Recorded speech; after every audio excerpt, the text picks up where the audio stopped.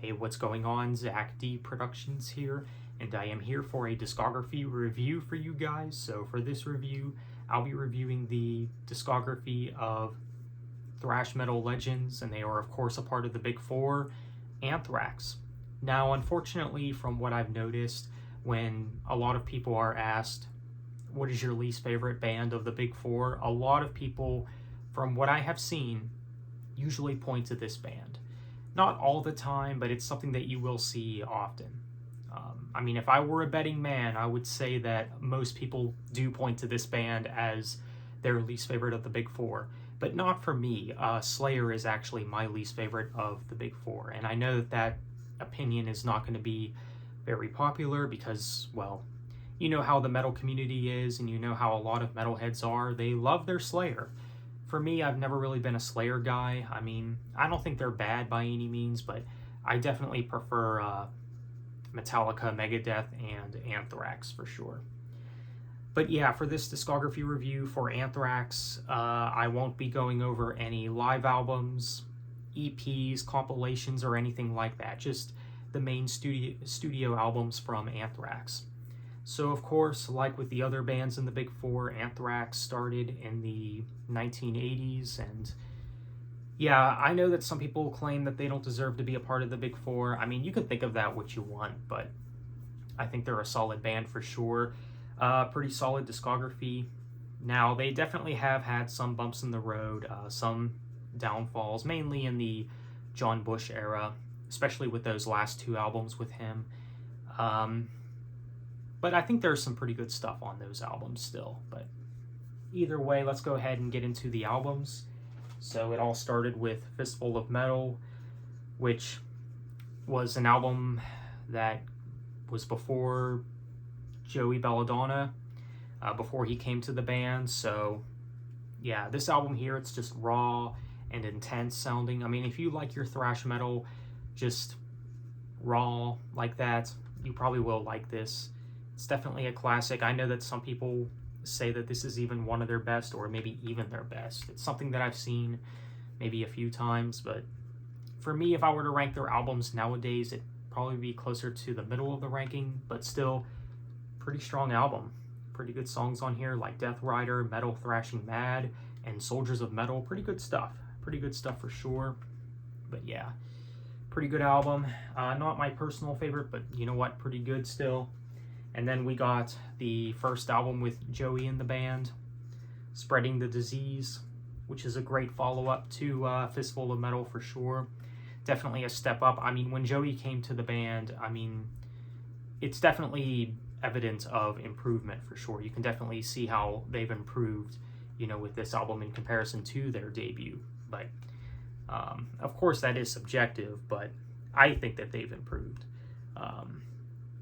You have some of their best work on here for sure, like AIR, Lone Justice, Madhouse, which is, of course, an Anthrax classic at this point. It's a fan favorite. You also have The Enemy and Armed and Dangerous. Really great songs. Some of their best work, and yeah, probably one of their best albums for sure. And if you call yourself a thrash metal fan, I'd say check this out, because this, I would say, is an essential thrash album to check out. Probably this album and the next album that's up next. And that album is Among the Living, which is maybe my favorite Anthrax album, actually. Another album I'd say you have to check out if you're a thrash fan. But yeah, all the songs on this album are great. I mean, what is there to say that hasn't already been said about this album? It's definitely a classic. I mean, gosh, you have the title track, Caught in a Mosh, A Skeleton in the Closet, Indians, a fan favorite. You also have One World. Really good songs for sure. To me, a little more raw sounding than Spreading the Disease. But yeah, pretty good, I'd say. Some just thrash metal goodness going on here. Great album. But then we got State of Euphoria. Now, this was actually my introduction to Anthrax, for those who don't know. And I know it might seem like a weird introduction, but it is what it is. This album here, it's a bit different compared to what they've done before. You know, they're trying some different stuff, you know, some stuff that is a little more, you could say, on the accessible side, and you can tell that that's the direction that Anthrax was heading in during this time. But of course, I still think it's a pretty good album. Even though it's not their best, I still think it's a good album. You got Be All End All, Out of Sight, Out of Mind, Antisocial. You also have the finale. Yeah, pretty good album. Not some of their best work, but still pretty good. I mean, there are maybe a couple songs I would consider being one of their best songs, like Out of Sight, Out of Mind, maybe. I think that's maybe my favorite on the album, actually. But yeah, so State of Euphoria, really good album. But then we got Persistence of Time, which was the last album with Joey for a little bit. But yeah, really good album. Now, this album is one of those albums where you either love it or you hate it. I know that there's some people that say that this is one of their weakest, which I find bizarre. But at the same time, you do find a lot of individuals that say that this is one of their best, if not their best. For me, I do think it is one of their best. Not number one or anything, but I'd say one of their best. But yeah, a much darker sound going on here, and they've pretty much kept the dark sound going throughout the 90s, especially in the next album.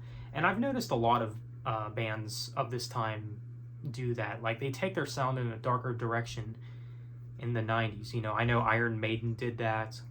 You can maybe say Metallica did that as well, and Megadeth, but either way, really great album. I mean, you have songs like Time, Blood, Keep It in the Family, Gridlock, Belly of the Beast, One Man Stands. Yeah, just really good stuff, really good Anthrax material. Again, some of their best work I think is found on this album, so there you go.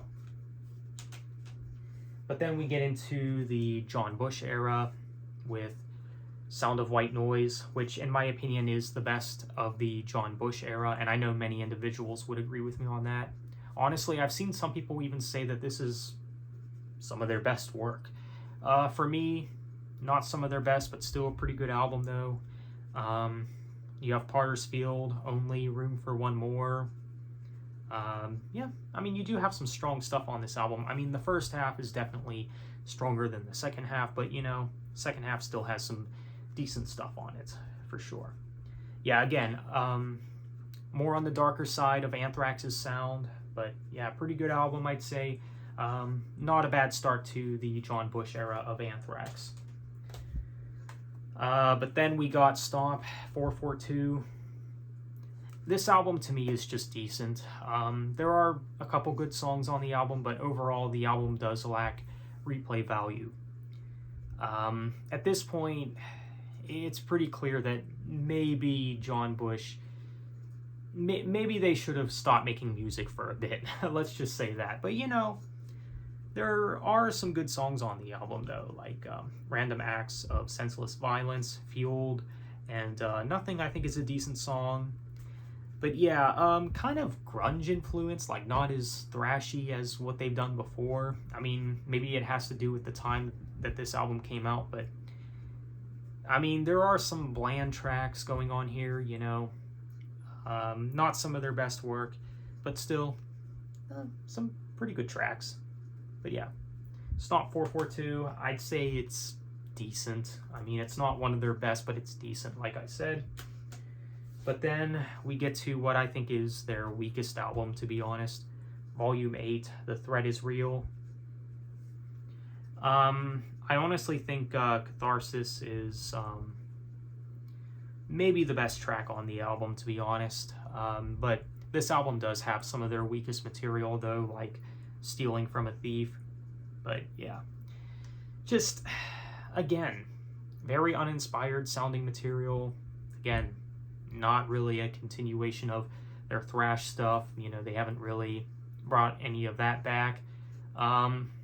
You know, the album, it's not horrible or anything, but it does have some of their weakest material for sure.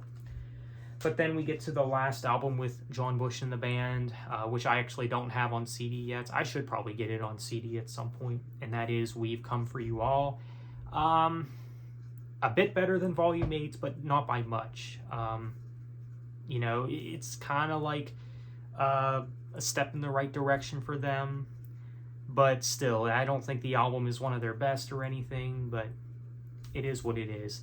But then Anthrax took a break for a bit. You know, this was the last album with John Bush in the band, and then much later on, years have passed by, and Anthrax, they've come back with a new album with Joey Belladonna back in the band, and that album is Worship Music, which some people say is one of their best, actually. Now, you will hear different opinions about the modern era of Anthrax. You will see some individuals say that this album is better than For All Kings and vice versa, of course, but I think it's a pretty good album. I mean, what do you got on here? You got I'm Alive. You got, what else you got on here? The Devil You Know. But yeah, to me, not some of their best work, but still a pretty good album, I'd say. Pretty good production and great return to form. If you wanted to claim this album to be one of the best comeback albums, I couldn't blame you. It's definitely a good comeback for Anthrax, I'd say. They're just back at it, making just good heavy metal music. Really good stuff for sure. But then we get to their final album, For All Kings, which to me is a step up from Worship Music in my opinion. I just think the songs are better, you know, just better written, more well written, you could say. Of course, you have Breathing Lightning, you have Evil Twin, Bloody Eagle Wings, Zero Tolerance. Lots of good stuff on here. Great production. That's something that I do have to say. I'd say that the production on this album is probably even better than the production on Worship Music. But yeah, For All Kings, a lot of good things going for it for sure. Really good album. So let me know what you think. Are you an Anthrax fan? What do you think of their albums? What are your favorite songs from this band? Do you have any least favorite songs or least favorite albums as well? Feel free to let me know. Are you an Anthrax fan? Feel free to let me know. So on that note, thank you for watching and have a good one.